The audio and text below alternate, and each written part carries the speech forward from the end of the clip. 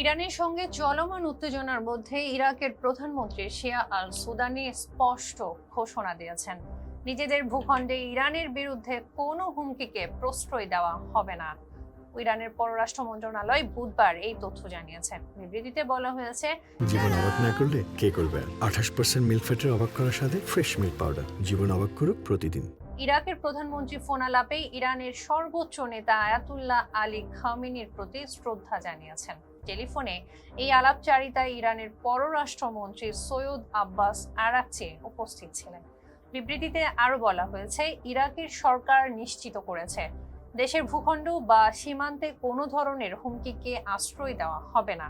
এ সময় ইরানের বিরুদ্ধে যুক্তরাষ্ট্র ও ইসরায়েলের যৌথ হামলার বিষয়েও কথা হয়েছে। ইরাকের প্রধানমন্ত্রী নিন্দা জানিয়েছেন ইসরায়েলের এই আগ্রাসী কর্মকাণ্ডের।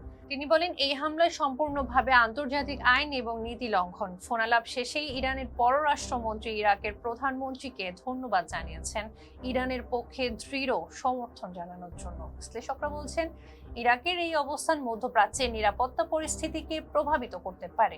একদিকে যুক্তরাষ্ট্র ও ইসরায়েলের সামরিক হস্তক্ষেপ চলছে, তবে ইরাক স্পষ্টভাবে ইরানের নিরাপত্তা সমর্থন দিচ্ছে।